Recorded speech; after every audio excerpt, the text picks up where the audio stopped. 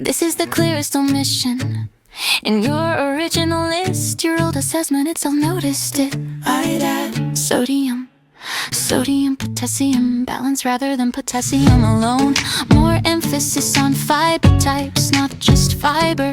So strongly emphasizes that different microbes use different types of fiber and that variety matters. I'd X5, soluble fiber, insoluble fiber, resistant starch, fermentable fiber, beta-glucans, inulin, fructans, pectins, diverse prebiotic fibers. Your list has fiber, prebiotics, and beta-glucans, but so would probably make fiber diversity a major category rather than one nutrient.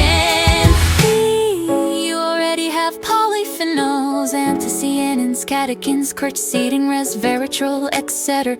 So would probably broaden this into a much bigger concept. Polyphenol diversity rather than trying to chase individual compounds. So specifically emphasizes colorful plants and polyphenol-rich foods because of their interactions with good microbes. Flavonols,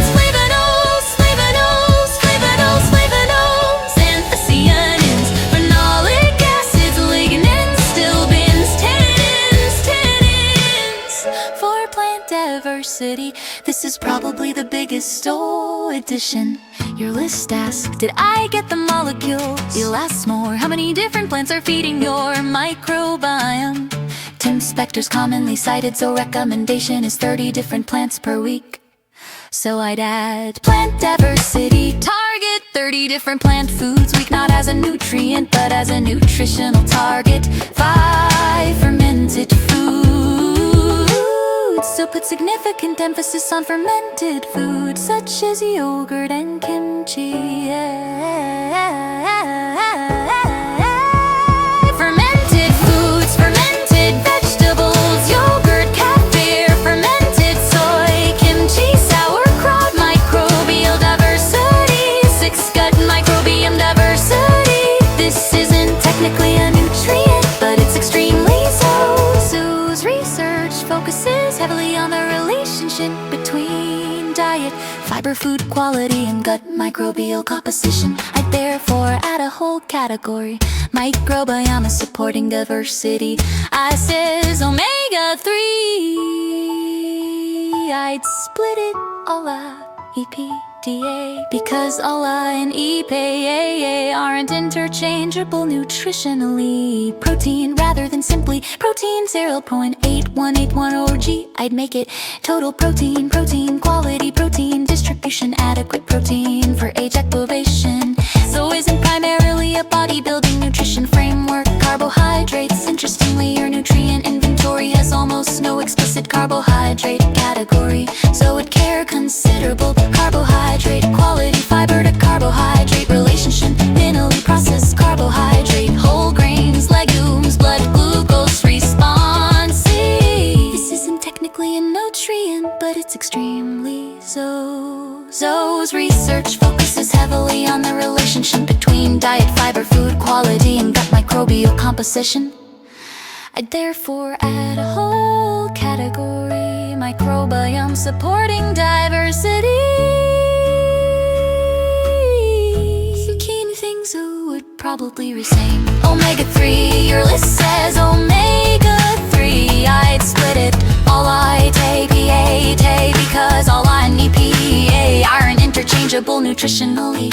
Pridgeon rather than sickly, protein, Z0.81 or G. I'd make it total protein, quality protein, distribution, adequate protein for age decomposition. So isn't primarily a bodybuilding nutrition framework. Carbohydrates, interestingly, your nutrient inventory has almost no explicit carbohydrate category.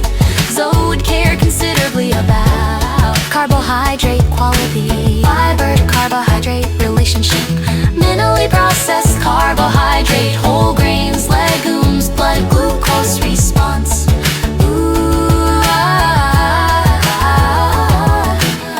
Saying what I'd remove from the essential nutrition section. This is where your list gets a little too molecular. I would not delete these compounds from the universe, but I'd remove them from a section implying human dietary aquariums. Boron, nickel, vanadium, silicon. Your own original evaluation already recognized that their essentiality in humans isn't established, like calcium, iron, iodine, iron. I'd also move these out of the essential nutrient category. Cocaine, carnitine, creatine, taurine, inositol, resveratrol, sulforaphane, quercetin. They're interesting and potentially beneficial, but they're not equivalent to vitamin B12 or iodine. Your original list mixes them together, which makes the list look scientifically broader than it actually is.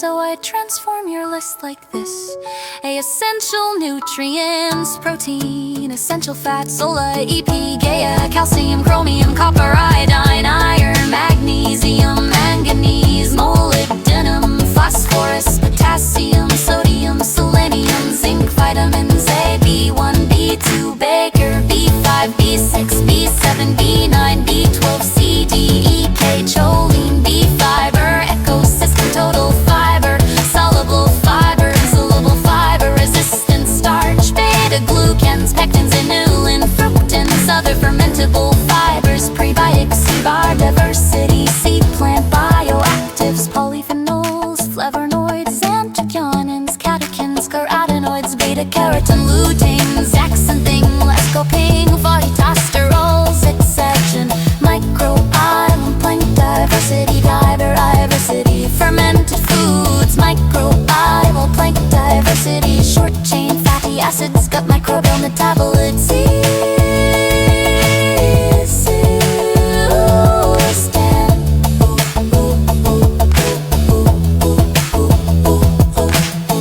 carnitine, taurine, cocaine, inositol, sulforaphane, quercetin, resveratrol. That's actually very consistent. Risvo's own research, they explicitly caution against looking only at isolated nutrients and emphasize whole foods, food quality, dietary patterns, fiber, polyphenols, and microbiome interactions. So if you're trying to make the ultimate nutrient fact, your original list is at so beta giant frios in the sire nutrition wag add sodium and fiber diversity, fermented foods, fire, battery, quality, probably croak you.